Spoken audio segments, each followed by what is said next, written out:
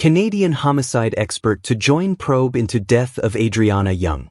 The Ministry of Home Affairs announced today that the government has enlisted the services of retired Royal Canadian Mounted Police, RCMP, Officer Leonard McCaution to assist in the investigation into the death of 11-year-old Adriana Young. Her body was discovered in a pool at the Doubleday Hotel 2 weeks ago.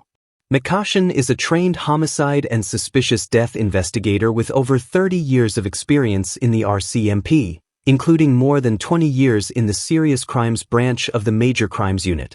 The ministry emphasized that McCaution brings extensive training, qualifications, and experience to the ongoing investigation into Adriana Young's death.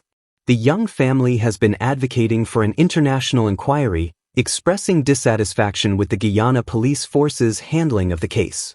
A post-mortem examination conducted by 3 independent foreign pathologists recently concluded that Adriana died by drowning. However, toxicology tests are still pending, with samples sent abroad for analysis. Additionally, water samples from the pool where she was found have also been sent overseas for testing. Family believes negligence largely responsible for death of 12-year-old boy from dengue. Newsroom Guyana reports. Lokesh Ibrahim, a 12-year-old student at Skeldon Linepath Secondary, died after complications from dengue fever, and his family believes he could have been saved if the doctors at Skeldon Hospital had taken his illness seriously. Lokesh was the eldest of 3 children. His aunt, Ashmina, explained that his mother first took him to the Skeldon Hospital on Saturday. The doctor in charge refused to conduct any blood tests because she claimed she didn't have a form to prescribe it. She sent them home and advised them to return on Tuesday, Ashmina said. By Tuesday, Lokesh's condition had worsened, prompting his mother to take him back to the hospital. When they returned on Tuesday, his condition had deteriorated. They were at the hospital from 9 a.m. until about 3 p.m. before they received any blood results. When the results didn't indicate what the doctor wanted to see, she finally requested a dengue test, despite the widespread outbreak, Ashmina recounted. Lokesh remained at the hospital until 9 p.m., during which time his condition continued to decline. He started experiencing gas buildup and skin issues, his aunt noted. It was only at that point that doctors decided to transfer him to New Amsterdam Hospital, where he tragically passed away. A post-mortem examination conducted on Thursday revealed that Lokesh suffered from brain edema, kidney failure, and lung failure due to internal bleeding. They said the dengue caused these complications, Ashmina explained. Lokesh's younger sister was also admitted to New Amsterdam Hospital with dengue symptoms but has since been discharged. The family is now calling for accountability and hopes health authorities will take urgent action. Region 6 reported 332 new dengue fever cases in April 2025. During the monthly statutory meeting of the Region 6 Regional Democratic Council, Regional Chairman David Armagan noted that 2 young children have recently died from dengue-related complications.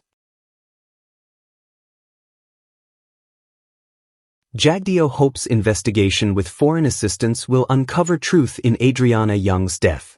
By news source Guyana. Vice President Barrett Jagdeo expressed optimism today that the investigation into the tragic death of 11-year-old Adriana Young will yield answers, following the government's decision to engage Canadian homicide expert Leonard McCaution. This move aims to assist local authorities in uncovering the truth surrounding Adriana's death. Adriana's body was discovered in a pool at the Doubleday Hotel in Tucson on April 24, just 1 day after she went missing during a family visit. A post-mortem examination conducted by 3 international pathologists, including one chosen by the family, concluded that she died by drowning. However, many questions persist regarding both the circumstances of her death and the police's handling of the case. At a press conference, Jagdeo stated, "We hope that we will find the truth, whether it was through negligence or foul play.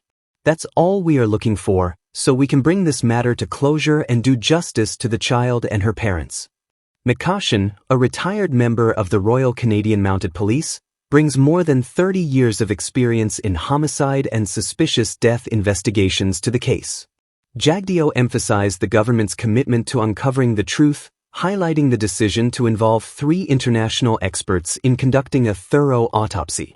He expressed disappointment that the preliminary results of that autopsy were met with skepticism. The president promised a thorough investigation. We brought in pathologists, and they all concluded the same thing. Yet, the family's lawyer and doctor faced backlash for their professional statements, he said.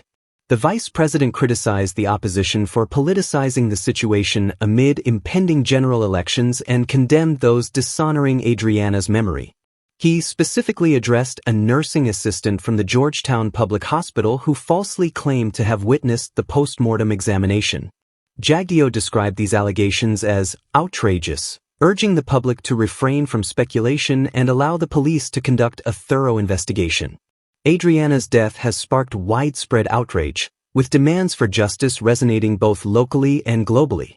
Hindu community outraged at Guyanese artiste Baby Skello after vulgar song release. The Hindu community is outraged and deeply offended by the vulgar and disrespectful lyrics and content in artist Baby Skello's new video. His obscene lyrics gravely disparage Mahalakshmi, who is revered and worshipped by Hindus globally.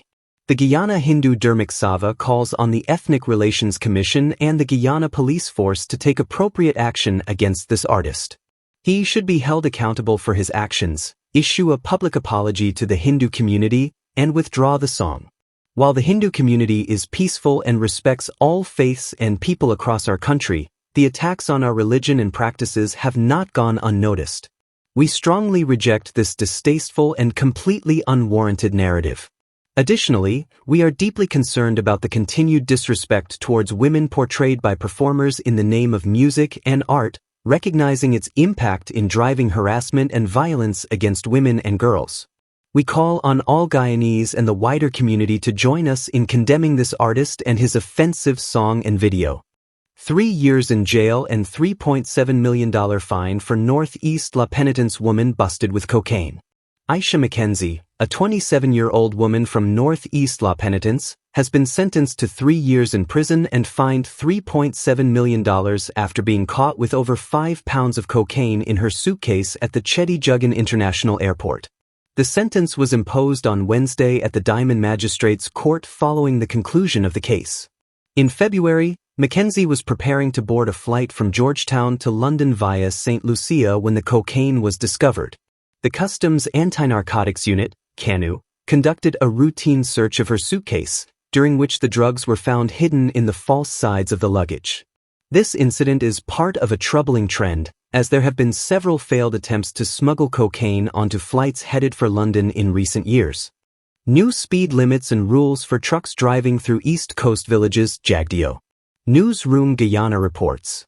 Vice President Dr. Barrett Jagdeo announced new regulations for truck drivers traveling through East Coast Demerara villages on Thursday. Trucks will be required to adhere to slower speed limits, with new speed limit signs to be installed soon. Additionally, drivers must ensure that the tailgates of their trucks are closed at all times, and that cargo is covered to prevent dust from affecting residents. Jagdeo mentioned that some residents have also requested the installation of speed bumps in their communities. This initiative follows complaints from residents about the operations of trucks in their areas. The vice president acknowledged the increase in truck traffic along the east coast of Demerara, driven by ongoing infrastructure projects for housing and power distribution in the backlands. For instance, approximately 18,700 house lots have been allocated along the east coast, but significant infrastructure work is still needed for about 15,900 of those lots. You can imagine the amount of sand, loam, and materials that must pass through these established villages to reach these projects, which is causing problems for residents, Jagdeo explained. He emphasized that these measures are necessary to address community concerns. Contractors who employ truck drivers for transportation were consulted on Wednesday. We can't stop the development work, but we can at least alleviate some of the residents' concerns, Jagdeo concluded. Adriana Young's drowning. I agree that there were missteps by police, but no rush judgments, PM Phillips. Guyana Times reports. Prime Minister Mark Phillips addressed the ongoing investigations into the tragic death of 11-year-old Adriana Young at the Doubleday Hotel in Tucson, East Bank, Essequibo, which has sparked outrage both locally and internationally. He emphasized that investigations are ongoing to clarify the circumstances surrounding the child's death. On April 23, Adriana had gone to the hotel pool with her grandmother, Carol Xavier, and other relatives. Between 1:10 p.m. and 2 p.m., she was reported missing. Following the filing of a missing persons report, the police erroneously stated that the child was seen leaving the hotel in a motorcar, which added to the controversy. Adriana's body was later discovered floating in the pool on April 24, leading to the hotel being set ablaze and ultimately destroyed. A post-mortem examination conducted by 3 international pathologists, including one chosen by the family, confirmed that the cause of death was drowning. As investigations continue, the focus is now on determining the manner of death. During an appearance on the Reset talk show, Prime Minister Philip stated, "The 3 pathologists concluded that she died by drowning. However, the investigation is ongoing to establish the manner of death, which is very important." Errors by police. The Prime Minister acknowledged that there were significant errors made by the Guyana police force in handling the situation. "Like you, I agree that there were missteps. The police conducted searches and took action, but I cannot comment on that in detail at this time. I assure you that the investigation aims to uncover all aspects of this unfortunate incident, including the timing and nature of the searches," he said. The owner of the hotel has been released from custody but is barred from leaving the country and must report to the police daily. Additionally, the employee who provided the inaccurate information about the child's departure from the hotel has been placed on leave. 2 police officers have also been relieved of their duties due to their handling of the case, and Assistant Police Commissioner Khalid Mandal, who oversaw the division at the time, has been sent on administrative leave as the investigation continues. Nandlal says those who stand with rioters oppose terrorism charges. Kaider News reports. Attorney General Anil Nandlal defended the terrorism charges brought by the Guyana police force against several individuals involved in the violent riots that erupted across the country last Monday evening. The unrest followed the release of the autopsy report for 11-year-old Adriana Young, whose body was recovered from the pool of the Doubleday Hotel on April 24. During his weekly program, Issues in the News, Nandlal addressed concerns raised by some individuals regarding the terrorism charges, noting that many appear to be affiliated with a specific political agenda. They have a problem with the charge of terrorism. Well, if you stand with those who commit violence and embrace them, then you must oppose the charge of terrorism, the AG stated. He emphasized that there could not have been a more appropriate charge given the circumstances. Which part of this is excessive? Those who intend to instill terror in the public, when you set roads on fire, rob people, and attack individuals with cutlasses, what else could that be if not an attempt to instill fear, he argued. Nandlal urged listeners to speak to the victims of these incidents, who experienced significant fear and distress. He affirmed that while citizens have the right to protest, actions such as looting and instilling fear in others will not be tolerated. According to a report from Kaider News on May 1, 42 men and 1 woman were brought before various courts on charges including break and enter, larceny, and inciting public terror following the unrest triggered by the autopsy report. The riots resulted in 2 fatalities, numerous injuries, and the burglary of nearly a dozen Chinese supermarkets. Of the 42 individuals, 29 appeared before Senior Magistrate Fabio Azor at the Georgetown Magistrates Court, while others were arraigned in courts outside the capital. 18-year-old Emmanuel James and 25-year-old Jamal Small, both from Albuistown, were jointly charged with terrorism, break and enter, and larceny. It is alleged that on April 28, 2025, at Hunter Street, Georgetown, James and Small broke into Jean Bao Lin and stole groceries, phone cards, household items, and more, valued at $500,000. They are also accused of committing a terrorist act by placing wood and other items on the roadway and setting them on fire, causing property damage. James and Small were not required to plead to the indictable charge. 3 arrested, police searching for other suspects. Guyana Times reports. Following a robbery at a quarantine supermarket on Tuesday evening, police have arrested 3 individuals for questioning, including one who was a customer at the time of the incident. Around 7:30 p.m., armed bandits attacked the Golden Springs supermarket in number 66 Village, Quarantine, robbing several customers and fleeing with a vehicle that was later found abandoned. Reports indicate that 4 masked men entered the supermarket, opened fire, and demanded that everyone present lie face down on the floor, firing shots into the air during the process. Region 6 Police Commander, Assistant Commissioner Shivprasad Bacchus, reported that they received a call from the supermarket owner, Jigang Hu, 38, who alerted them to the robbery in progress. The police responded within 10 to 15 minutes but found that cash, jewelry, and other valuables had been stolen from several individuals, including one person who was robbed of a car. To be exact, 7 adults, both males and females, were robbed of an undisclosed amount of cash and jewelry, Commander Bacchus stated. Some victims were shoppers, while others accompanied them. Intelligence led to the recovery of the stolen vehicle, which was abandoned at number 68 Village.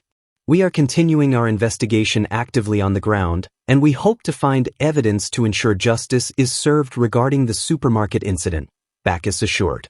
Victim accounts. Haresh Persad, who uses a crutch due to a leg injury from a previous accident, reported that his car was stolen. He described the sequence of events leading to the robbery. I went to the wash bay to clean my car. My cousin brought me back to collect it, and after that, we went to the number 66 supermarket. When we drove in, 4 gunmen approached us and searched us, taking everything we had. Persad recounted how the robbers attempted to remove his car key but could not, leading them to beat him and his friend before forcing them to lie down in the car. They put one man with a gun to watch us while the others went into the supermarket. After they finished, they threw me out of my car and drove away, he said. Shavnarine Richards, a car wash operator at number 68 Village, was in the car with Persad. He confirmed that after being robbed, he was taken into the supermarket and ordered to lie down. I heard several gunshots while I was inside, Richards recalled. There were between 12 and 15 people in the supermarket at the time, and Richards described the experience as terrifying. The police are continuing their investigations into the robbery and are actively searching for additional suspects. New speed limits and rules for trucks driving through East Coast villages, Jagdeo. Newsroom Guyana reports. Vice President Dr. Barrett Jagdeo announced new regulations for truck drivers traveling through East Coast Demerara villages on Thursday. Trucks will be required to adhere to slower speed limits, with new speed limit signs to be installed soon. Additionally, drivers must ensure that the tailgates of their trucks are closed at all times, and that cargo is covered to prevent dust from affecting residents. Jagdeo mentioned that some residents have also requested the installation of speed bumps in their communities. This initiative follows complaints from residents about the operations of trucks in their areas. The vice president acknowledged the increase in truck traffic along the east coast of Demerara, driven by ongoing infrastructure projects for housing and power distribution in the backlands. For instance, approximately 18,700 house lots have been allocated along the east coast, but significant infrastructure work is still needed for about 15,900 of those lots. You can imagine the amount of sand, loam, and materials that must pass through these established villages to reach these projects, which is causing problems for residents, Jagdeo explained. He emphasized that these measures are necessary to address community concerns. Contractors who employ truck drivers for transportation were consulted on Wednesday. We can't stop the development work, but we can at least alleviate some of the residents' concerns, Jagdeo concluded. Over 2,000 speeding tickets issued in first month of new traffic system rollout.